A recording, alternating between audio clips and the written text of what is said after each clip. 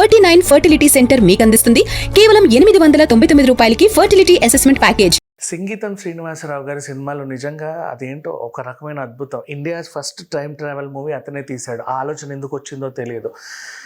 కొన్ని వేల సంవత్సరాలు వెనక్కి వెళ్ళి శ్రీకృష్ణదేవరాయలు సభకు వెళ్ళాలని ఆయనకు ఎందుకు అనిపించింది, అక్కడున్న అష్టదిగ్గజాలతో మాట్లాడదామని ఎందుకు అనిపించింది, వికట కవి అని తెనాలి రామకృష్ణని పలకరిద్దామని ఎందుకు అనిపించింది, అదొక అద్భుతం. నెక్స్ట్ కొన్ని సంవత్సరాల ముందుకు వెళ్ళి మనకి ఇప్పుడు కల్కిలో సిటీ ఎట్లా అయితే మనం సృష్టించుకున్నామో అలాంటి ఒక వాతావరణం సృష్టించి అందులో ఉండాలని ఎలా అనిపించింది. అప్పుడు విఎఫ్ఎక్స్లు సరిగ్గా లేవు, గ్రాఫిక్స్లు సరిగ్గా లేవు, అసలు ప్రొడక్షన్ బడ్జెట్లు కూడా అంతంత లేవు, కానీ ఆలోచన మాత్రం అంతంత పెద్ద పెద్ద ఆలోచనలు. అలా ఒక ఆదిత్య 369 అండ్ విచిత్ర సోదరులు లాంటి సినిమాలో పొట్టి కమల్ హాసన్ ఉంటాడు. అసలు ఆ రోల్ అతనికి ఎలా చేశాడు నిజంగా కొన్ని యాంగిల్స్ చూస్తే అసలు కమల్ హాసన్ కాళ్ళు అలా ఎలా అయిపోయాయి. గ్రాఫిక్స్ లేదు కదా అప్పుడు, మనం మనుషులతోనే ఏదైనా చేయించాలి. అలా ఎలా చేశాడు, అసలు ఆ థాట్ రావడం ఏంటి. సర్కస్లో ఉంటారు కదా పిగ్మీస్, వాళ్ళలాగా ఇతను ఉండాలని ఎందుకు అనిపించింది, అదొక డిఫరెంట్ ఆలోచన. ఇట్లా ఒకటి కాదు రెండు కాదు సంగీతం గారి మైండ్కి అనిపించిన చాలా చాలా రకాల సినిమాలు ఆ రోజుల్లోనే తీశాడు. And such a beautiful director. And ఇప్పటికీ హీఈస్ నాట్ రిటైర్డ్ అనమాట. లాస్ట్ తన 61వ సినిమాని అనౌన్స్ చేశాడు మొన్న. నాగశ్విన్ దానికి ప్రొడక్షన్ బాధ్యతలు తీసుకుంటే దేవిశ్రీ ప్రసాద్ దానికి మ్యూజిక్ అందించడం, అతని విజన్ని పర్ఫెక్ట్గా ప్రజెంట్ చేయడంలో అతను అంటే అసలు ఎంత యంగ్గా డైనమిక్ డైరెక్టర్స్ కూడా అంత యాక్టివ్గా ఉండరేమో అనిపిస్తుంది.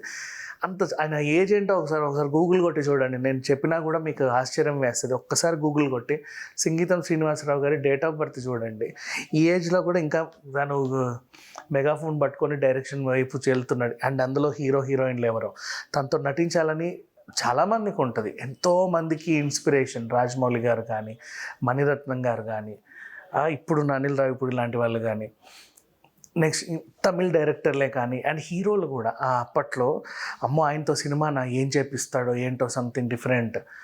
ఇట్లా అసలు ఆలోచనలు ఎలా వస్తాయో ఏంటో తెలియదు. అండ్ నాగశ్విన్ లాంటి క్రియేటివ్ డైరెక్టర్ కల్కిని సృష్టించాడు, మనం చూసాం.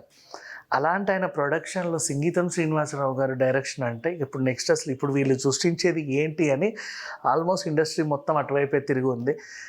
అండ్ దీంట్లో నటీనటులు కూడా ఆల్మోస్ట్ చాలామందిని ఫిక్స్ చేశారని విన్నాం. మొన్న రీసెంట్లీ నాగశ్విన్ సాయి పల్లవి వాళ్ళతో చర్చలు జరిపితే అది కల్కి సినిమాలో సాయి పల్లవి ఉంటుందేమో అని చాలామంది అనుకున్నారు.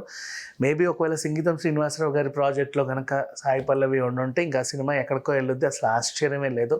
అండ్ ఆఫ్ కోర్స్ ఖచ్చితంగా ఏదో ఒక దాంట్లో కీర్తి సురేష్నో లేకపోతే వీళ్ళని వాడుకోవడం వీళ్ళకి అలవాటు కాబట్టి ఉండొచ్చు, చెప్పలేం. మరి అట్లాంటిది సంగీతం శ్రీనివాసరావు గారి డైరెక్షన్లో వస్తున్న SSR 61 cinema almost next year కల్లా రిలీజ్ అయిపోతుందేమో అని కూడా ఉంది. శరవేగంగా షూట్ కూడా స్టార్ట్ చేయాలన్న ఇదిలో వీళ్ళు ఉన్నారు. ప్రజెంట్ కాస్టింగ్ క్రూకి డీటెయిల్స్ ఏమైనా వచ్చినా, ఏదైనా చిన్న ట్రైలర్ కానీ టీజర్ కానీ రిలీజ్ అయినా మళ్ళీ ఒకసారి దీని గురించి మాట్లాడుకుందాం. Thank you so much.